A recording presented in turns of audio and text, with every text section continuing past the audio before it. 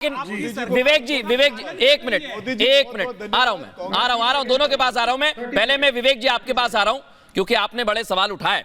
उनका कहना है तकलीफ किसी को नहीं होनी चाहिए, लेकिन विवेक जी जो आंकड़े दिए जा रहे हैं कि एक छोटे से छोटे शहर में जब इस तरह का विकास होता है तो लोगों की रोजमर्रा की चीजों में भी बहुत फर्क पड़ता है, और ये देखना होगा सर, ये भी जरूरी है। मल्टीनेशनल कंपनीज बन रही है, इंडस्ट्रीज आ रही हैं, ये भी जरूरी है। मैं एक तारिक जी से पूछूं। आ रहा हूं एक करके सर, एक विनीत जी प्लीज मैं इसके बाद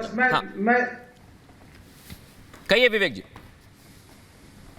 किसी ने नहीं कहा अयोध्या को डेवलप मत करिए, लेकिन कंट्री बहुत बड़ा है और सिर्फ आप एक शहर को जरूर डेवलप करिए, आप एयरपोर्ट बनाइए, जो भी आपको लग रहा है जरूरी है जरूर करिए, नो डाउट। लेकिन 150 करोड़ के देश के हिसाब से एक मिनिस्क्यूल मेजर है और इसको आप चाइना डेवलप कर लेते तो लोग खुश हो जाते। विवेक जी आपकी आवाज चली गई है, लेकिन मैं फिर से देखिए, आपने मुझे एक आंकड़ा दिया और मैं आपको बताने की कोशिश करता हूं। कहिए, so many occupation, I think there कहिए, पूरी करिए अपनी। जी सुनिए, अब मैं अच्छा दूसरा पॉइंट, हम बार साहब गोली चलाई गई लोग गोली तो चलाई गई बिल्कुल, और शरीरों को फेंक पार्टी की सरकार की ये गलत नैरेटिव है। फेंका गया, भूल जाएंगे क्या? Please let me complete complete करने दीजिए, फिर मैं जवाब लूंगा। सपा की हो, प्रेम शुक्ला जी के बाद इसके बाद तुरंत आ रहा हूं। लॉ एंड ऑर्डर को एडमिनिस्ट्रेशन अपने हिसाब से चलता है।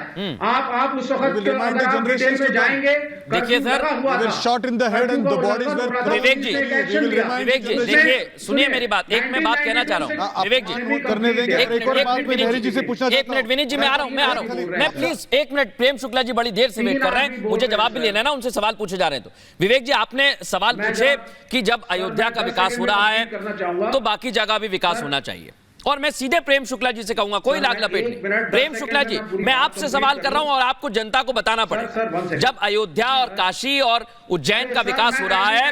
10 सेकंड नहीं बोल पाया हूं सर, मेरा नैरेटिव इनकम्प्लीट है। अच्छा आप कह लीजिए, चलिए, लेकिन विवेक जी मैं सिर्फ 10 सेकंड दूंगा आपको। मैं कंप्लीट नहीं हुआ 30 सेकंड में यार। आप फ्रीज हो गए थे सर, नेटवर्क की समस्या समझ रहा हूं, लेकिन इतना अन्याय नहीं करूंगा। कह लीजिए, जल्दी करिए।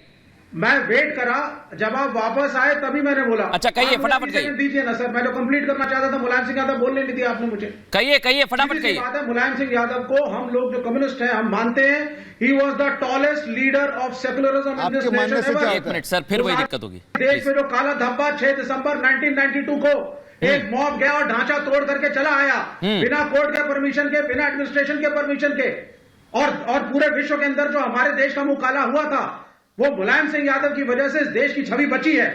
वही तो मैं आपको कहना चाह रहा हूं। आपको इसको मानना पड़ेगा। विवेक देश के अंदर चाहे मंदिरों मस्जिदों कोई भी ढांचा हो, मोबोक्रेसी अलाउ नहीं कर सकते। मैं वही आपको कहना चाह रहा हूं और बताना चाह रहा हूं। विवेक जी मैं वही आपको बताना चाह रहा हूं।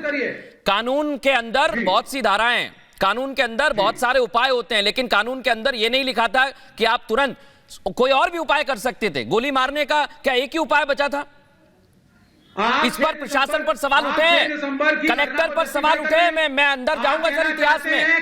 विवेक जी कलेक्टर पर सवाल उठे, तत्कालीन कलेक्टर पर। पढ़ लीजिए, तमाम आर्टिकल हैं, पढ़ लीजिए तमाम आर्टिकल। मौजूदा कलेक्टर पर सवाल उठे, जो आपने 6 तारीख की घटना बताई, 6 दिसंबर की, उस समय भी उठे, मैं इनकार नहीं कर रहा, लेकिन हमें इनकार नहीं करना चाहिए जब प्रशासकों पर सवाल उठे।